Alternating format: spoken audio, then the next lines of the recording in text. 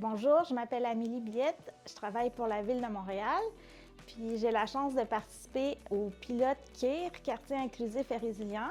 Je coordonne la démarche locale dans le nord-est de Montréal-Nord. KIR, c'est vraiment une volonté de la Ville d'agir autrement, de partager son pouvoir avec les organismes locaux et les arrondissements pour avoir vraiment un impact plus grand dans ses interventions à l'échelle des quartiers. Cette approche est vraiment nouvelle à la Ville de Montréal parce qu'on vient agir de façon multidimensionnelle durant une courte période de façon intensive. C'est-à-dire qu'on vient investir de façon vraiment prioritaire, tenant compte des besoins locaux et vraiment de ce qui est conçu comme prioritaire localement. Puis on vient intervenir de façon multidimensionnelle, c'est-à-dire qu'on agit en culture, on agit en aménagement de rue, on agit en développement social, on agit sur les équipements collectifs, les parcs. Donc, on le fait de façon très rapprochée avec les acteurs locaux, donc les arrondissements, les personnes qui travaillent dans les organismes communautaires, qui connaissent les besoins des populations locales, qui ont de l'expérience, qui ont une expertise particulière, puis on s'associe à eux pour avoir le plus d'impact localement. Ce qui justifie l'implantation du KIR Nord-Est sur ce territoire, bien sûr, on pense rapidement au logement, à l'alimentation, aux enjeux, on parle de logement, d'insalubrité, de hausse des loyers, la crise des loyers sur le territoire du Nord-Est et de l'ensemble de Montréal-Nord touche quand même une population qui était déjà vulnérable. Sur le Nord-Est, c'est 53 % de familles monoparentales, ce qui n'est pas rien lorsqu'on compare à 31 % sur le reste de l'île. Le Nord-Est de Montréal-Nord est un des territoires les plus impactés et les plus vulnérables au Canada. Alors, des mesures comme l'approche KIR, des approches deviennent indispensables, ont été extrêmement essentielles dans les 2 dernières années. L'approche KIR dans le Nord-Est s'appuie sur une gouvernance tripartite avec la Ville de Montréal, l'arrondissement de Montréal-Nord et la table de quartier de Montréal-Nord qui joue un rôle complémentaire. Cette collaboration aussi s'appuie sur un arrimage avec le plan de développement social de Montréal-Nord 2021-2026 et aussi sur des échanges continus avec les partenaires du milieu afin d'ajuster les priorités et aussi d'apprendre collectivement afin de faire en sorte que les interventions répondent aux besoins réels du milieu. Durant les 2 dernières années, on a eu plusieurs interventions majeures qui ont été mises en place dans le Nord-Est. On a le projet accompagnement et soutien des locataires du Nord-Est, qui sert à améliorer les conditions de logement des locataires et aussi de prévenir les abus et renforcer leur pouvoir d'agir. Moi, mon nom, c'est Marie-Ève Lemire. Je suis organisatrice communautaire au Comité Logement de Montréal-Nord depuis 20 ans. Premièrement, nous, le Comité Logement, nous, on a donné 9 ateliers d'éducation populaire avec, je pense, 410 personnes qui sont venues. C'était une super belle mobilisation, notamment qui a été faite par un itinéraire pour tous et toute leur équipe de porte-à-porte. Donc, puis ça, c'est beaucoup des populations que nous, on ne rencontrait pas au Comité Logement. Souvent des personnes sans papier ou en attente de statut qui connaissent pas nécessairement nos services, mais qui connaissent l'organisme Un itinéraire pour tous. Fait que ça nous a vraiment permis de connaître des nouvelles personnes. C'était une super belle participation, c'était des beaux échanges avec les gens, puis il y a même eu un atelier, je pense, de 80 personnes. Ça a été quelque chose à gérer, mais ça s'est quand même bien passé. Bonjour, mon prénom c'est Chance. Je travaille à l'Escale dans le projet Tapage en tant qu'animateur social. Mon rôle, dans le fond, c'est accompagner les jeunes qui vont effectuer les désaccompagnements chez les locataires. On vient en soutien, moi je viens en soutien, que ce soit soutien moral ou même matériel. L'intervenant qui est en charge des dossiers du locataire, il prend d'abord contact avec les locataires pour savoir si il serait disponible de nous recevoir à la journée ou de recevoir les jeunes. Puis par après, quand nous on arrive sur les lieux, on a des masques, on a des bottes de sécurité, on a des remèdes contre des mauvaises odeurs, je dirais. Puis on entre dans la maison, on interagit avec les citoyens. Voilà, avec un gros sourire, on essaie de créer une sorte de relation entre animateurs ou jeunes et les citoyens pour un peu faciliter la tâche. Et on vient un peu chercher, on vient nettoyer si c'est possible et si la personne est ouverte, qu'on nettoie, qu'on l'aide à nettoyer. On vient jeter ce qu'il y a à jeter.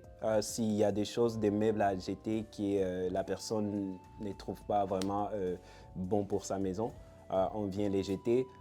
Aussi, on vient dans le fond, on vient les soutenir. Le bénéfice pour les jeunes, c'est que les jeunes se sentent utiles dans la communauté.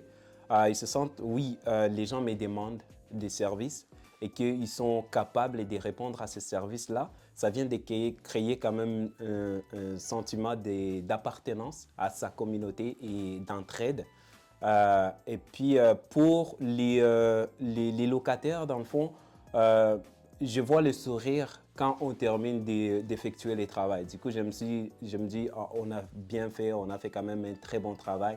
Et ça vient montrer qu'il y a quand même un besoin quelque part. Et si on peut répondre à ces besoins-là, les gens sont toujours contents qu'on répond à leurs besoins. Et aussi, ça les aide évidemment à savoir qu'ils peuvent compter sur quelqu'un ou un organisme quelconque. Donc, ouais, je pense qu'ils se sentent très, très bien et entourés. Je suis Jean-Nicolas Ouellette, le directeur de CAME. Dans les discussions que nous avons eues dans le programme KIR, on voulait développer quelque chose qui soutienne les gens dans une vision quand même d'empowerment, d'appropriation du pouvoir, mais qui soit aussi à long terme, qui aide les gens. Et les conditions de vie matérielles des personnes sont quelque chose qui est crucial dans le quartier Nord-Est.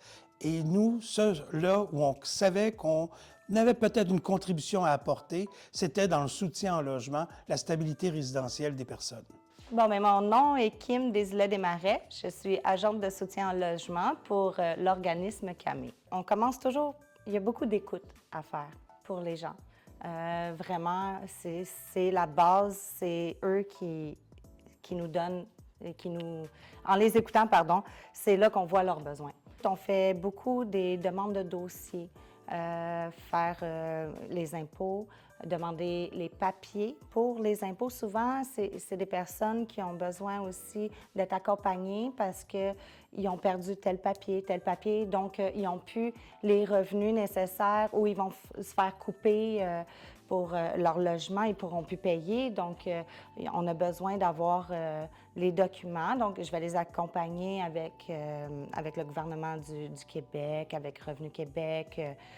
On fait aussi des ententes de paiement, mettons, avec Hydro-Québec notamment, avec Bell ou Vidéotron, les compagnies téléphoniques, parce que c'est sûr que se ramasser pas d'électricité, pas de téléphone, rien, c'est pas évident, puis ces personnes-là ne savent pas nécessairement comment procéder. Donc, j'offre un soutien pour les accompagner dans ces choses-là.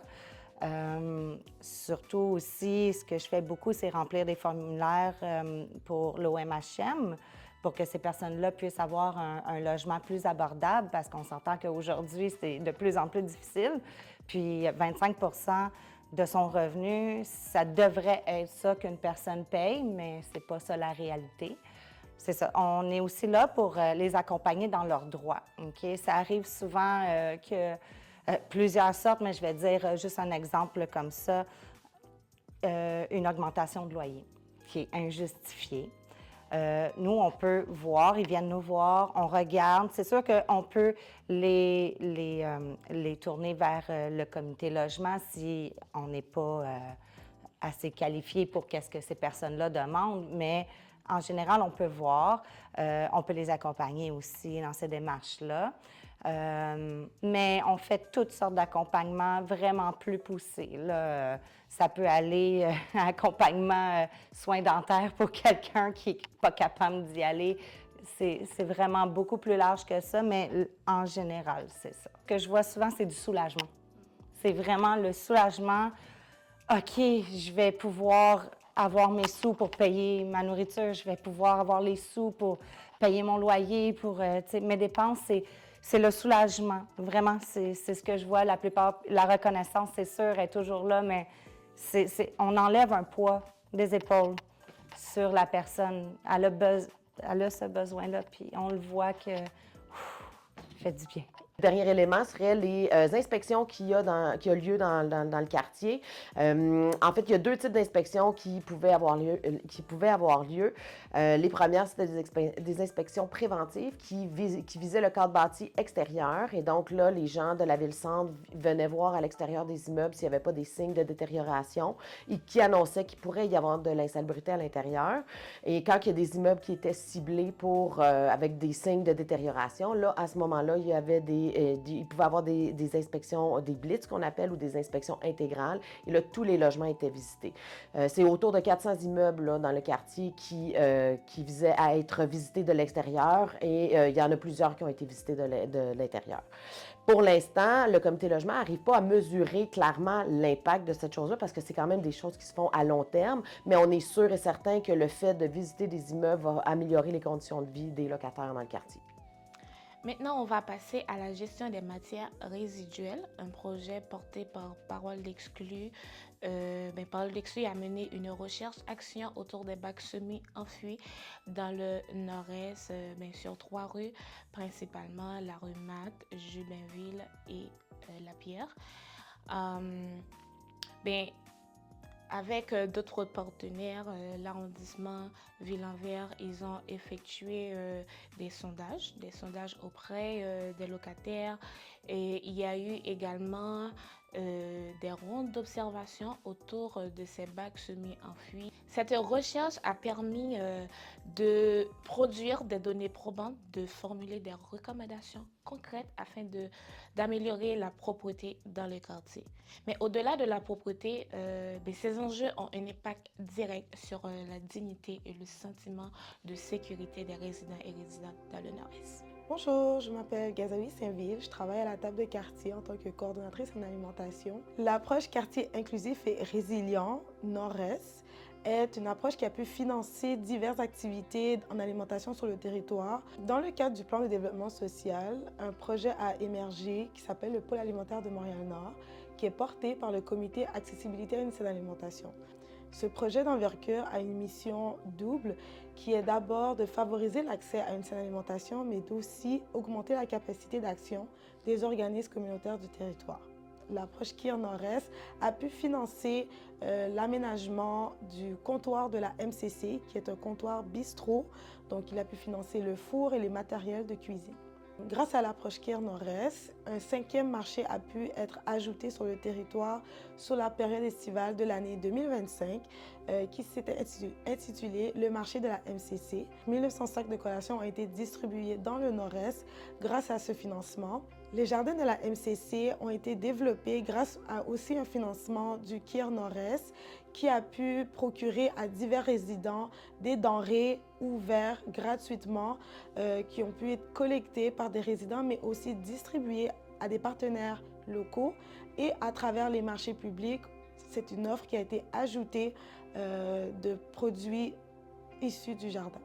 Bonjour, je m'appelle Cassandra Exhumé et je suis la coordonnatrice générale de l'organisme Hoodstock. Hoodstock participe avec le comité de développement actif et collectif du PDS à activer ou réactiver la mobilité durable et active à Montréal-Nord. Grâce à l'approche KIR, on a pu obtenir et connaître en fait le financement de Montréal en commun qui nous a donné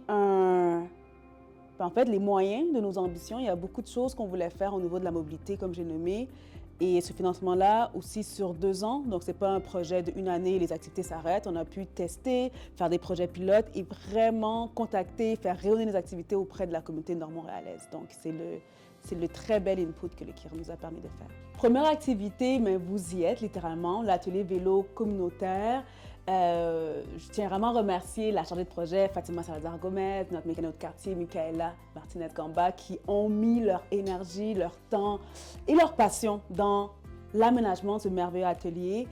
En attendant qu'il y ait d'autres ateliers qui naissent dans le quartier, mais Hoodstock a donner ou prêter son sous-sol. Et ça permet justement aux gens de la communauté de venir et de faire réparer leur vélo. À ça, elle était liée durant l'été des réparations de vélos dans les parcs. Donc, ça nous permet d'aller dans différents parcs du quartier. Ceux qui sont un peu plus éloignés de notre édifice ou notre local ont pu mieux connaître Woodstock, mieux connaître nos services et on faisait des réparations mineures dans le parc et les plus grandes réparations se font par la suite ici. Une autre initiative, c'est Tout à vélo, donc un programme qui est déjà existant, qu'on a pu déployer à Montréal-Nord. Ça, c'est plusieurs femmes qui ont pu apprendre à faire du vélo, accompagnées par notre merveilleuse responsable, Wafa Srivi, donc une citoyenne qui au début était bénévole et qui finalement s'est occupée de ce merveilleux projet. Puis finalement, des balades à vélo, beaucoup de plaidoiries pour qu'on ait des pistes cyclables à Montréal-Nord. Bref, c'est une très belle initiative dans ce beau projet. L'équipe du KIR a aussi réussi à concentrer des projets ou des programmes, des enveloppes de programmes qui étaient autrefois destinés par exemple à l'accessibilité universelle ou pour le programme d'aménagement urbain pour les enfants, mais de concentrer ces enveloppes-là au bénéfice de la Montréal-Nord, mais surtout du quartier nord-est, parce que le KIR est au nord-est. Donc ça fait en sorte qu'on a pu faire des travaux, programmer des travaux pour améliorer même la maison culturelle et citoyenne.